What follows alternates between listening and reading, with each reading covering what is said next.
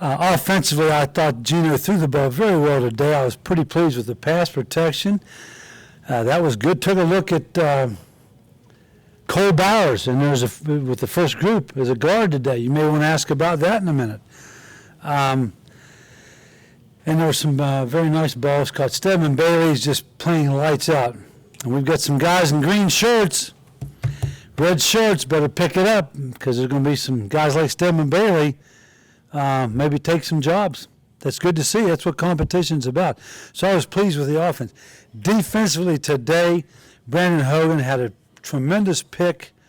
Again, Ian Smith, who's now starting back there as a safety. He and Robert Sands are rotating back and forth from free safety and bandit. That was good. Ian dropped one, and doggone almost had a nice interception. But Brandon Hogan had been about a 90-yarder, so we were down the goal line, red zone. It was going the other way, which was really nice. I think Chris Neal is really having a good, fine camp.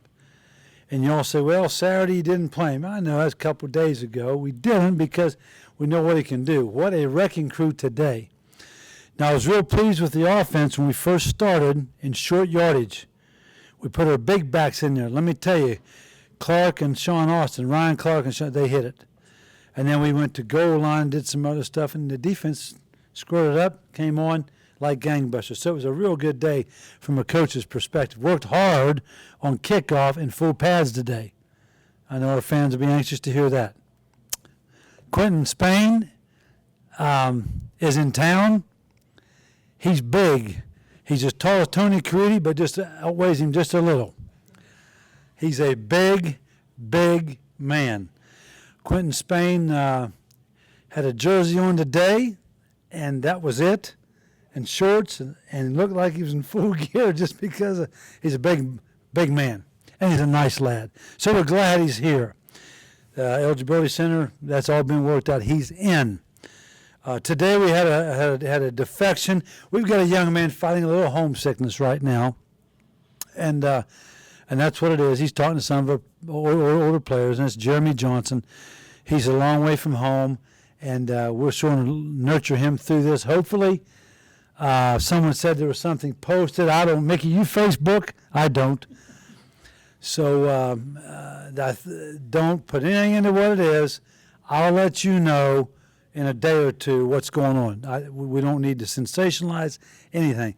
The young man's homesick. So if he stays, I'll let you know. You'll see him. If he goes, you'll be the first to know. I won't hide a thing from you. Never have, never will. But just let Jeremy Johnson and his team and his teammates work out his homesickness. If you do that, I'd appreciate it. What other news? I think that's it. Have not heard on Mr. Chambers yet from the Eligibility Center. So with that, sorry for the long opening monologue, but there's some things you needed to hear, particularly about personnel. Fire some questions, please. Oh, you hug them up and you tell them, remember all the great reasons that you came and how special Morgantown is. And once classes begin, things get better. Mom and Dad will be able to come up and see. There's various ways. And then your teammates. How many times did Jock and Noel want to go home? 40 years ago this fall, I came over here as a walk-on linebacker. I wanted to go home many, many nights, but I stuck it out. I was 65 miles from here. Remember that. Sidney Glover is working and did not get any hits. Trip Hale was going to jump into some special teams. I said, no, not to get in the blue jersey. But they're eager to return. They're running. Bradley Starks is in a green jersey. He can't have full contact. I just know Stedman Bailey's looking pretty good. Quentin Spain will go in helmets only for 2 days. He'll go in shoulder pads and helmets for 2 days. And then he'll go the 5th day in full pads if, in fact, we're in full pads. Even if we're not, we'll take him out there so he carries him around. I told him today, take him over and run him a little bit and stretch him. What a big man. David Johnson, who works with him, or is going to, will answer more about that in just a few minutes. Well, we never want to harness anyone or handicap him, but it'll be a little difficult first ball game.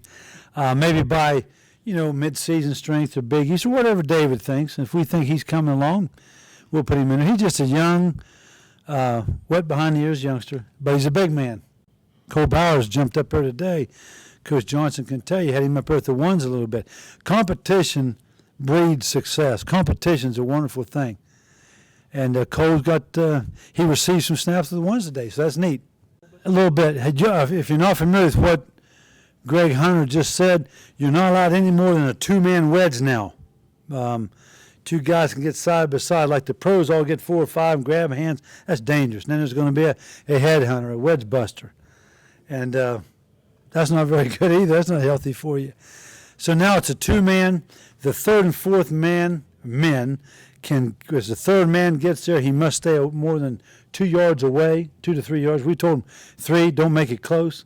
And the fourth man, so there'll be 4 men, but there's going to be 2 guys at one time, side by side. And that makes it, it's going to be good for the game. It's safety. It's all about, that's why we wear pads. Safety. And it's safety for the game. Well, they're going to be big, the tight end, fullback kind of guys. It'll be like a Tyler Urban, a Ryan Clark, maybe a Bruce Irvin. Anybody with ball skills. I tell you what, Chris Neal probably has as good a hands as anyone on the team. He's begging me every year, would you put me on the hands team? I said, Chris, you're an awful big. I like to put those second basemen out there, shortstop. I said, Chris, you're an awful big infielder. He said, Coach. And we do punt next week when it gets a little boring. I'm going to start doing some punt competition where if they catch the ball and they don't have to run sprints, Chris Neal will catch 1, 2, maybe 3 foot. The guy has tremendous hands. We wanted to know after this week, I'd like to know Wednesday scrimmage will be more evaluation, put them in the spotlight a little bit more. Sands will come off and Ian Smith will come off. I want to see what Mike Dorsey does a little bit more. I want to see what Travis Bell does a little bit more. Wes Tonkery a little bit more. And then on the offensive side, let's watch Stedman Bailey. Let's watch Ivan McCartney. We're watching them anyhow because some guys aren't practicing. So by Saturday, we'll kind of know what we're doing.